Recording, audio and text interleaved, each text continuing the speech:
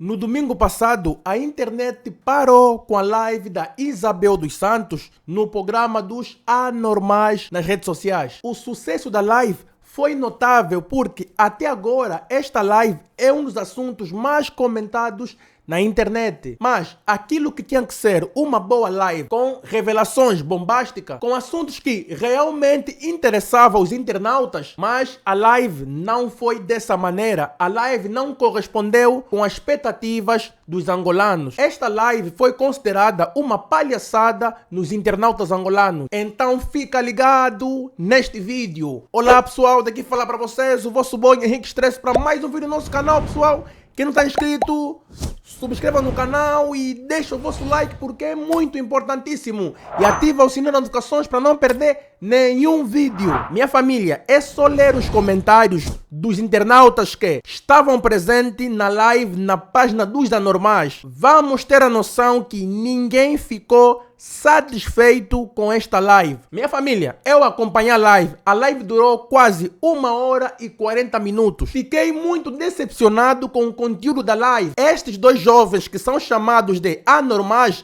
de facto, foram mesmo anormais nesta live. Eles transformaram a Isabel dos Santos é uma verdadeira engenheira, uma grande empresária, ou bem dizer, uma fonte de inspiração para a juventude angolana. Perderam tanto tempo a fazer perguntas sem nexos, perguntas que não interessavam a audiência que estava lá nesta live. Os internautas colocavam perguntas que realmente interessavam, mas os manos anormais não colocavam as perguntas no ar. Vamos ver alguns momentos desta live. Sim, como funge, gosto. Gosto de calulu. Pronto. E prefiro funge de bombom do que de milho. Funge de milho não gosto muito. Do género. Ai, gente, sabe como funge? É tipo. Ui. Também gosto de cabidela. O meu preferido é calulu e cabidela. Mas também se houver um feijãozinho de palma também vai. Feijão de palma com banana ou sem banana? Ou com açúcar? Desculpa? Feijão de palma com banana ou sem banana ou com açúcar? Ou banana sem açúcar e com farinha. Yes. A sério? Sabe comer do white way? Sério. Sabe comer da maneira mais certa, claro. O Farinha e açúcar, açúcar. o açúcar só entra quando não tem banana, mano. É tipo já um recurso. Estás a ver? Meio... Aí você já assim, isso já é o último recurso. Yeah. Mas quando tiver banana... Então, os ovos. Ai, os ovos! É assim, primeiro eu queria dizer que eu sou um pouquinho mais velha que vocês, não é? E quando eu nasci, Angola ainda não era independente. Angola era uma colónia.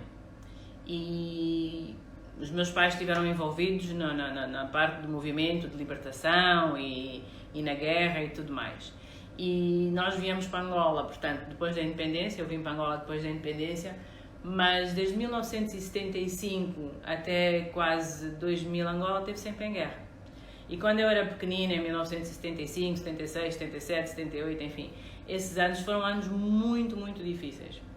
Eu não sei se há muitos jovens que conseguem imaginar, mas acredito que sim, porque hoje também a vida é difícil.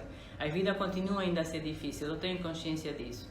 Mas realmente, naquele tempo da guerra, nós não tínhamos água em casa, nós não tínhamos luz. As prateleiras do supermercado estavam vazias, não havia comida. E então o que os nossos pais tinham que fazer no fundo era se virar, não é?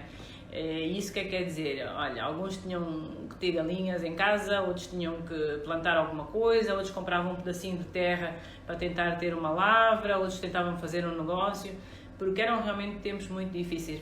Foi a guerra quando a África do Sul invadiu Angola, né? Quando o exército sul-africano invadiu Angola, e eu lembro que havia muitos bombardeamentos, vinham aviões, bombardeavam, partiam todos os postos de eletricidade, partiam, rebentavam aquilo tudo, nós ficávamos tipo 2 meses sem luz, completamente escuro. Foi uma guerra muito difícil e nessa altura havia muita fome também. Eu sei que hoje também há muita fome, infelizmente, portanto, infelizmente as coisas não estão melhores. Mas, e então a minha mãe sempre foi uma pessoa muito empreendedora e realmente resolveu fazer uma pequena criação de galinhas em casa. E eu era pequenina e ajudava a minha mãe. Ajudava a minha mãe a tomar conta das galinhas e ajudava a produção dos ovos. E depois ajudava também a vender os ovos. E, porque ela ia trabalhar, ela tinha um emprego, saía de manhã muito cedo, voltava a casa muito tarde, nós vivíamos só as duas, eu e ela. E era a maneira que eu tinha de ajudar, porque eu sempre quis ajudar os meus pais, sempre quis ajudar a minha família, sempre quis ajudar no que eu pudesse. Se eu pudesse trabalhar em casa, eu trabalhava. E aí é que vem esta história, porque é uma história verídica. Realmente nós tínhamos uma criação de galinhas e uma produção de ovos em casa, porque era assim, naqueles dias era assim, nós não éramos a única família que fazia isso. E sim, eu ajudava a vender os ovos, sim senhora. Começou a sua vida de empreendedora a vender ovos? Não. Aquilo era... Ovos, cantar. Não comecei a minha vida de empreendedora a vender ovos. Eu vendia, ajudava os meus pais em casa num período muito difícil. Até sobre o molho da Isabel dos Santos foi falado na live. Realmente, família, eu não consigo entender por que a Isabel dos Santos ainda insiste na história dos ovos. Todos os angolanos sabem muito bem que a Isabel dos Santos roubou do povo para construir este império dela de bilhões e bilhões de dólares. E na live ela tentou fugir da sua realidade, tentou mostrar que ela não nasceu num berço de ouro, tentou mostrar que ela passou dificuldade, coisas que não condiz com a verdade. Ah não, minha mãe tinha um galinheiro, vendíamos ovo. Que palhaçada é essa aqui? Afinal de contas, quem nós somos? A Isabel dos Santos está a pensar que somos quê? Quem vai acreditar que a Isabel dos Santos vendia ovo, ela e a sua mãe? Isso é uma palhaçada. Minha família, nessa live, a Isabel dos Santos também mudou a sua versão que não enriqueceu com a venda dos ovos. Perante esta questão, os anormais tinham que fazer a pergunta aqui: como é que ela chegou até onde chegou? Se bem que todo mundo sabe que ela roubou, mas para lhe dar a oportunidade de explicar ao povo, os anormais tinham que fazer esta pergunta. Mas os anormais deixaram tudo em branco, passaram por uma outra pergunta. Existem duas versões para nós entender por que essa live transformou-se numa palhaçada total. A primeira versão é: os anormais são de facto mesmo anormais. A segunda é: antes da live, a Isabel dos Santos e os anormais tiveram uma conversa e que a Isabel dos Santos definiu as questões que poderiam lhe fazer. As questões que envolviam o escândalo, os roubos que ela fez. Possivelmente ela exigiu nos manos para não fazerem esses tipos de perguntas. É possível que havia um trato antes deles chegarem a fazer esta live, minha família. Segundo os anormais, eles estavam atrás da Isabel dos Santos há 2 anos para fazer esta mesma entrevista. Você espera 2 anos para fazer entrevista a Isabel dos Santos e quando consegues a entrevista, fazes perguntas sem noção, perguntas que ninguém quer saber. Isto é muito estranho, minha família. Ou os manos foram obrigados a fazer perguntas simples, ou os manos são mesmo anormais. Minha família, há 8 anos atrás, segundo a Forbes, a Isabel dos Santos era a mulher mais rica da África, com um patrimônio estimado em 3,5 bilhões de dólares. A Isabel dos Santos ficou imensamente rica. É um caso clássico de como saquear o dinheiro de um país. Durante anos ela roubou e desgraçou o povo angolano. Mas depois do seu pai sair do poder, o seu grande império caiu. Por quê? Se os seus investimentos davam errado, ela não tinha prejuízo, era só pegar mais uma vez do erário público e investir mais uma vez. Por isso que ela nunca caiu nos seus investimentos. Com a caída do Zedu, ficou comprovado que a Isabel dos Santos não era assim uma grande empresária como Portugal lhe fazia parecer. A Isabel dos Santos não chegou no topo com seu próprio sacrifício, com seu próprio dinheiro ou com dinheiro de investidores. Não! A Isabel dos Santos chegou no topo com o nosso dinheiro, com o dinheiro do petróleo, com o dinheiro do diamante, com o dinheiro do ouro, com dinheiro que poderia beneficiar de alguma forma ou outra o desenvolvimento do país. Segundo a Forbes, a Isabel dos Santos não tem chance de recuperar o controle dos seus recursos congelados, que juntos valem cerca de 1,6 bilhões de dólares. E o mais grave de tudo, família, é que a maior parte do dinheiro que ela roubou de Angola não se encontra em Angola. Está em Portugal, Holanda, em outros países. E o J-Loy não está fazendo nada de concreto para recuperar 100% daquilo que a Isabel dos Santos roubou aos angolanos. É muita fortuna que a Isabel dos Santos tem escondido que provavelmente jamais serão descobertas, a não ser que ela mesma aceita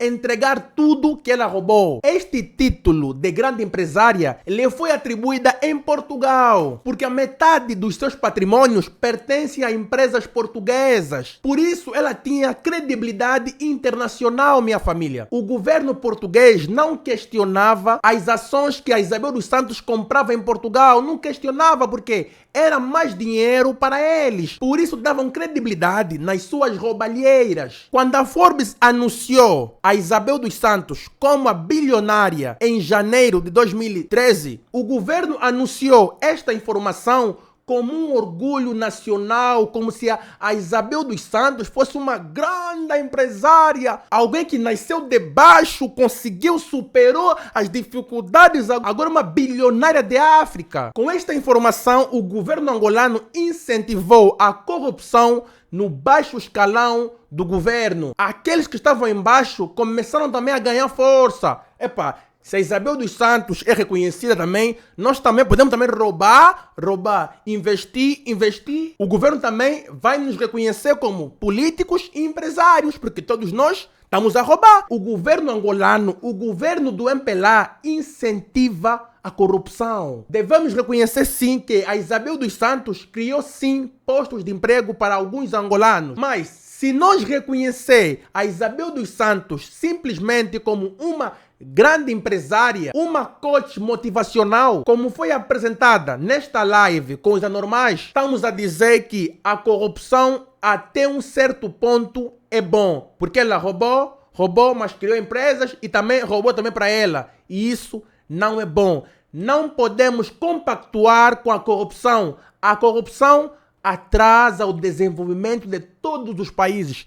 Todos os países corruptos não têm um desenvolvimento considerável. Esta é a verdade. Tudo que a Isabel dos Santos roubou beneficiou mais os portugueses. Só para nós termos noção, família, segundo a Forbes, os bens congelados da Isabel dos Santos em Angola valem 300 milhões de dólares. E os bens congelados em Portugal, ou bem dizer, os bens que agora são nacionalizados em Portugal e pela Holanda, é cerca de 1,3 bi. Olhem a diferença. O que Angola congelou e o que Portugal e Holanda congelaram. Lá é bi, aqui é mi. Isso é a prova clara que daquilo que a Isabel dos Santos roubou só beneficiou Portugal e desgraçou Angola. Isso é muito complicado, minha família. Os marimbondos roubam, desgraçam o país e vão investir tudo que roubaram fora do país. Minha família, a grande questão agora é: